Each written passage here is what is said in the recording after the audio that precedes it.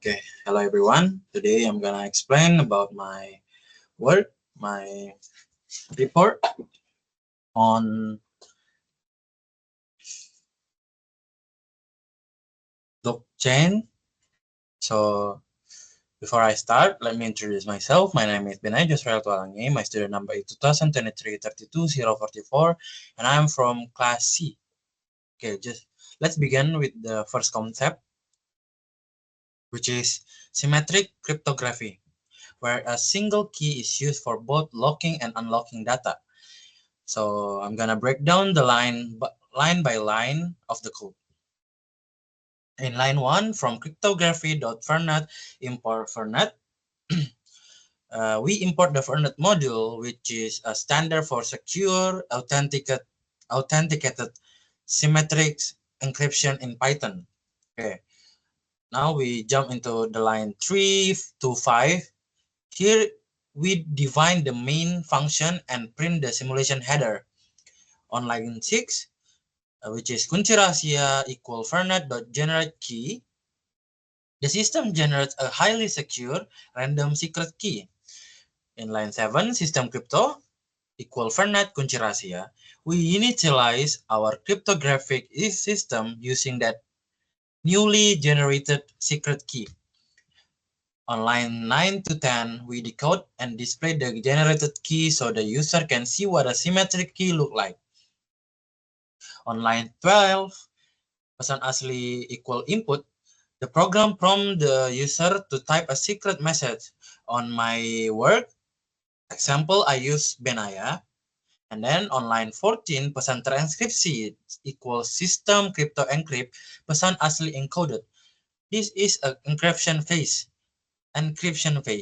We first convert the text into bytes using encode, and then use the encrypt method to turn it into an unreadable ciphertext. Then here we have in line 16 to 20, the system prints the scrambled ciphertext and pause, simulating the transmission of the message over the internet. Then on line 22 to 25 is try block. Here, the system performs the decryption using system crypto decrypt. Because the system still holds the exact same secret key, it successfully unlocks the message, decode it back to text, and prints it. Okay, after that, in line 26 to 27, the exception SE, it's if the key was wrong or the data was corrupted, the program will safely catch the error and print a failure message instead of crashing. Okay, on the last one, line 29 to 30, this ensures the scripts run automatically when executed. Okay, now we jump into hashing. Okay, moving to the second concept, we explore cryptographic hashing using the SHE 256 algorithm. Hashing is one-way process used to verify data integrity. On line 1, we import Hashlib. We import Python built-in library for secure hashes. And then on line 3 to 7, we define a helper function called what has text, which is on line 5, text encode. It converts the string into a byte format. Line 6, Hashlib SHA-256 text byte. It processes the byte through the SHA-256 algorithm. And then on line 7, has digest. It converts the output into a readable 64-character hexadecimal string. Okay, we jump into the line 12 to 14. We set up an avalanche effect experiment by defining two nearly identical words. Kata 1, blockchain, and kata 2, blockchain with a lowercase b. Okay, on line 16 to 20, we pass both words into our hash function and print the result.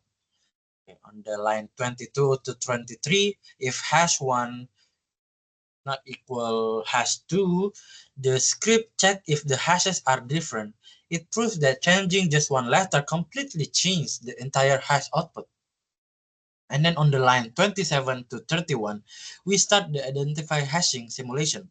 The program asks the user to input sensitive data, like a student number, which is my student number, and hash it. Okay, on the line 33 and 38 to 38, the system print the original data versus the hashed data. The final printed notes explain that this process is deterministic, meaning the same name will always produce the exact same hash, allowing self-verification without exposing the raw data. Okay, next we look at the asymmetric cryptographic, also known as public key cryptographic. This solves the problem of sharing key safely. On the line 1, we import RSE. We import the RSE library, a popular asymmetric encryption algorithm. We jump into the line 7, public key, private key, RSA new keys 512. The program generates a mathematically linked pair of keys with a 512 bit size. Then on the line 9 to 13, the system display public key, which can be shared openly, and part of the private key, which must be kept secret. And then we jump again on the line 16 to 18. The program asks for a secret message from the sender.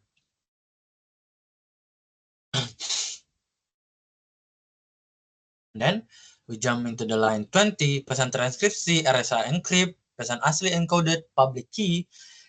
Encryption happens here. The message is encoded into bytes and locked using the receiver public key. For the line 22 to 27, the program prints the resulting ciphertext and pauses to simulate sending the message to the receiver digital mailbox. Okay, for the line 29 to 32, try block. This is the description phase. The receiver uses RSA decrypt along with their secret private key. Because the private key matches the public key used to lock it, the message is restored. Last is the line 33 to 34. If a hacker tries to decrypt it with a different key, the accept block would catch the error and deny the access. So we jump into the final part. So finally, we combine the asymmetric key and hashing to create a digital signature, the core security mechanism of blockchain. On the line 1, the same as before, we again use the RSA library. Then we jump into the line 7, public key, private key, RSA new key is 512. We generate the sender identity or the key pair. After that, on the line 13 to 15, we ask the user for a transaction message. Example, on my scenario, I use saya kirim 5 BTC and convert it into a byte, pesan byte. Then on the line 17, tanda tangan equal RSA sign, pesan byte private key, SRA 256, sign in phase. The system takes the message, hashing it using the SHA, and encrypt that hash using the sender private key. This creates a digital signature. After that, in the lines 19 to 21, the hexadecimal signature is printed to the screen. And then line 25 to 31, the script from the user to choose a scenario, normal transmission or the hacker manipulation. Okay, and the line 33, pesan diterima, pesan byte. By default, the received message is the original message. Line 34 and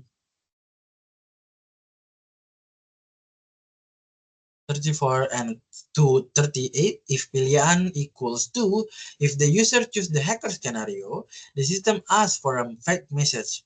Example, on my case, I use saya kirim 5,000 BTC. Pesan diterima is overwritten with the fake message, simulating tampering. Crucially, the hacker cannot generate a new signature. On the line 44, try block, begin the verification phase. And then on the line 45, RSA verify pesan diterima tanda tangan public key. The receiving node check the signature. It used the sender public key to decrypt the signature and compare it into the hash of the received message. Then on the line 46 to 48, if they match, the transaction is valid, proving it wasn't tampered with. Then the last, we jump into the line 49 to 55, accept RSA verification error. So, if the message was changed by the hacker or the scenario 2, the verification immediately fails and the transaction is rejected by the system. Okay, so that's all for my work, for my report. Thank you for watching and goodbye.